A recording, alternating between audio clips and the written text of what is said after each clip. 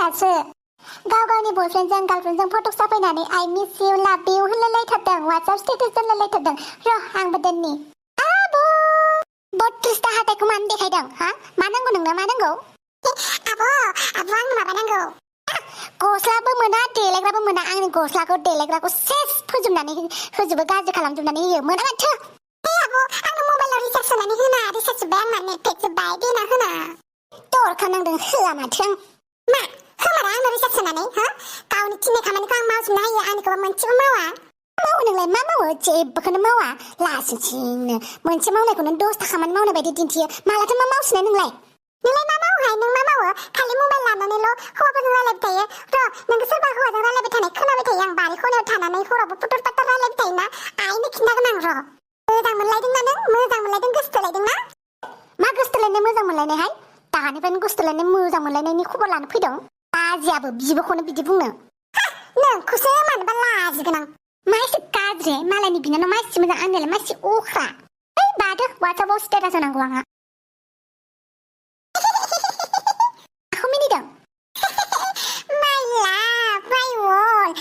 आइनो खोन्थानि आं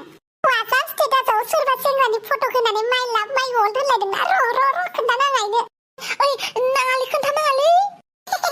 दाथ' आइनो खोन्थानानै नोंखौ रायजागोन सोर आंखौ रिचार्ज बिनायाबा होआखैमोन र' सेंग्रा गोसोथोलायनानै मिस इउ लाभ इउ माइ लाभ माइ वर्ल्ड जालायदों हा गोसोथोनाय सेंग्रासो नोंनि वर्ल्ड जादोंना र' आं आइनो खोन्थायनि बाल वाट्सएप स्टेटासफोर होजामारा न'नि मानसिफोरनि नाम्बारखौ सेभ खालामना लाफ्लांनानै जारलासो जाबाय दा जि रायजासिगोन आं आइजों मा खोनादों आं हा मा खोनादों हौवा गोसोथोलायनानै हा हौवाजों बाथाब बाथाब फस' थाफायलायनानै माथो नेटाव हेगारदोंनो हा नों माथो नेटाव हेगारदोंनो बिदि फट' साफायलायनोसो नोंखौ खांदों बादों स्कुलाव फरायनो होदों कलेजाव थिनहरदों नामा हा सोर सेंग्राजों फट' साफायनानै बेबायदि नेटाव हेगारदों नों ओइ वाट्सएप स्टेटासआवसो दोनथारदों आं बेबो लोगोसो आंनि बिमाखौ जाम्बि बानायनो फैदों जाम्बिखाय बिमाया लोगोजों बेबायदि बाथाब बाथाब फट' साफायनानै नोङो नेटाव हेगारगोन नामा हा माबा आंनि जिउ आंनि बुहुम मोनलायदों आयै हाबाब बेफोर दिनखौ नुनो थाखायसो आं नोंखौ खांदोंमोन बादोंमोन ना आंनि लोगोसो होनबाय दा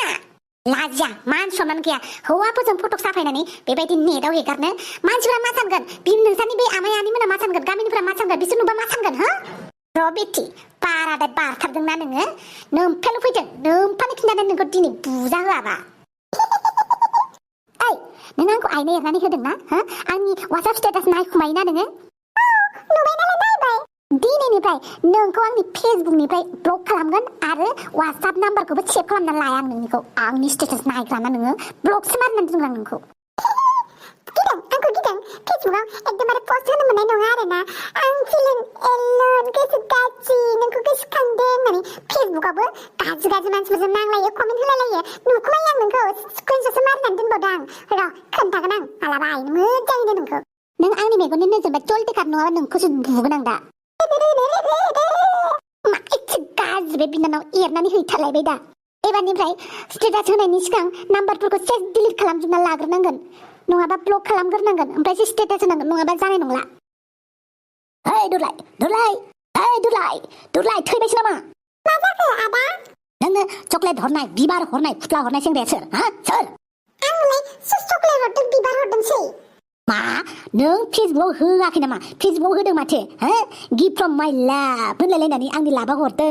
सोर नोंनि लाभा नायनो आं मोखांखौ आं होआखैनो आंखौ नुवाखै सानदों नामा नों हो आंखौ नुवाखै सानदों नुवाखैबा नै आंना एकाउन्टआ हेक जाबाय आदा सोरबा मालायासो होनानै होदों लाजिया नों बिदाफोर थानायावनो बेबायदि फेसबुकआव मोजां मोननायनि गोसोथोनायनि पस्ट होनो होमबालाय आंखौ आनपिन खालामनानै लाना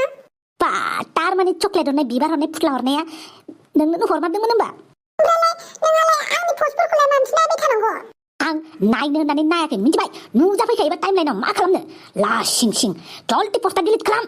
आं होनदोंना पस्टआ फेसबुकनिफ्राय दानो डिलिट खालाम न'नि मानसिफोराबो फेसबुक नायो बेखौ मिन्थिया नामा हा जेखौ मोनो बेखौनो फेसबुकआव पस्ट होलाबाय थानाय लासिं मासिंनो नेक्स्ट टाइम नुबाबा नोंनि हाथायखौ बारन होजोबगोन आं नेक्स्ट टाइम नों नुनायबो नंला न'नि मानसिफोरखौनो सेस ब्लक मारिजोबगोन आं सासेबो न'नि मानसि फेसबुकखौ एक्सेप्ट खालामा ए मा जाखो मोखाङालाय हाफां नोंना दा बुंसै आरो आंना बिनानाव रायखुसिया एरनानै होदों आइनो मा एरनानै होदों बेलाय नोंजों आंजों फट' साफायनायखौ WhatsApp स्टेटासाव होदोंमोन आं बेखौ नायबाय बियो नायनानै ओमफ्राय आइनो खोन्थाना होबाय ओमफ्राय आइया आफानो खोन्थाबाय ओमफ्राय आफाया आंखौ बुबाय नुबाय नाजि बुदां आंना मोखाङा माबायदि जाजोबखो हा बेसेथो बुरजा बुनाय नोंसा आफायालाय नोंखौ फंसे सोबादों मा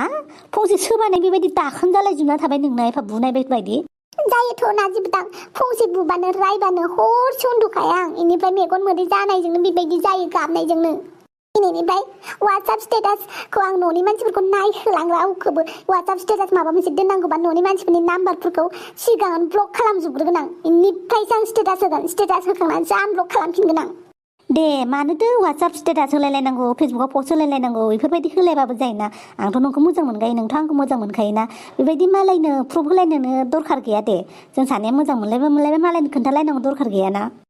आंनि लोगोफोरा दोनसोनायखायसो आंबो दोनदोंमोन नै आंहाबो बयफ्रेन्ड दङ होननानै बादोलै हाफां मालाया जिखौ मावो बेखौ नोंबो मावगोन नामा बादो मालाया बयफ्रेन्ड गार्लफ्रेन्डजों फट' लानानै दिन्थिबानो नोंबो दिन्थिनांगौ नामा बादो मालायखौ नायनानै कपि खालामनाङालै जाम्बि नों बेलेगखा नों एक्सट्रा इउनिकखा हाफां सना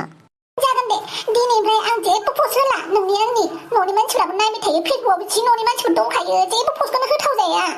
एबारनिफ्राय न'नि मानसिफोरखौ आंनि फेसबुकनिफ्राय सेस आनफ्रेन्ड मारिजोबनोसै आं गामिनि मानसिफोरखौबो दोना आङो गामिनि मा एरियानि मानसिफोरखौ रावखौबो लाया आङो मा एरियानि डिस्ट्रिक्टनि मानसिफोरखौनो रावखौबो फ्रेन्डनि रिक्वेस्ट एक्सेप्ट खालामला आं आइदुलाय अमारा जायखौ थिनहरलाय औ मामोन बे फेसबुकाव हिनजाव नागिरलाबाय थानाय आखलखौ माला गारगोन नों आंलाय माला फेसबुकाव हिनजाव नागिरखोलै माला गारगोन बे आखलखौ आंलाय माला फेसबुकाव हिनजाव नागिरखोब्रा बै सिंगोल होननानै रावबो आंखौ नायसनला मोखां गाज्रिखायनो हाथाय माराम जानायखायनो होननानै गाबबाय थायोनो माथो नों फेसबुकाव नोंनोलाय सोर खोन्थाखो फेसबुकावबो खोमा थायो दाना मिथिबाय फेसबुकावबो खोमा लगायनानै दोनदों आं बिनिखायनो आंनाव सब खबरानो मोनफैयो मिथिबाय साला मावनो दांनो रोङा थाखा फैसा आरजिनो रोङा खामानि दामानि नागिरना लानो रोङाखै हिनजावसो नागिरबाय थादों नों फेसबुकाव सिंगोल आं हिनजाव नांगौ आंनो होननानै लाजिया नामा नों सिगां मोजाङै फरायनानै खामानि मावग्रो खामानि लाग्रो बिनिफ्राय हिनजावखौ मोनगोन ना माइलाय जेबो खामानि गैया मा गैया बिफानि हटेलाव जानानै हिनजाव नागिरबाय थानाय नेक्स्ट टाइम फेसबुकाव जुदि बेबायदि हिनजाव नागिरनाय माबा माबि नागिरनायखौल' आङो खबर मोनसोना खोमा फारनायखौ बिसिजोबना होगोन आं बे दुब्लायानो खोन्थादोंना आंखौ र' दांगोन आं बेखौ दिनै आच्छा नोंनो आफानो एरना होदों नङा होमबा आंनि फेसबुकाव पस्ट होनायफोरखौ आं नोंखौ मालाबानो ब्लक खालामबाय मिथिबाय ब्लक खालामबाय नों आंखौ नों आंनि फेसबुक स्टेटासफोरखौ नाय बायदिसिना बुंबाय थायो नालाय ओंखायनो ब्लक खालामजाबाय आं होमबा दिनै बोरै खबर मोनखो आफाया बोरै मिथिखोयो आंनि सिंगोल स्टेटास होनायफोरखौ नोंनि फेसबुक फ्रेन्ड लिस्टआव गामिनि रायजोफोरानो दंजोबोदां बेनिखायनोथ' आफानो खोन्थाबाय आच्छा बारु गामिनि मानसि न'नि खुरमाफोरखौ दोनजामारा फेसबुकाव दुश्मन दं होनबाथाय न'नि खुरमाफोरानो बेनिखायनो न'नि खुरमाफोरखौ दिनै आंनि फ्रेन्ड लिस्टनिफ्राय गासैबो आनफ्रेन्ड मारिजोब्बाय नैबे अमा राजानि समायखिरा आरो मालाबाबो न'नि मानसि गामिनि मानसि फेसबुकाव एड खालामला आं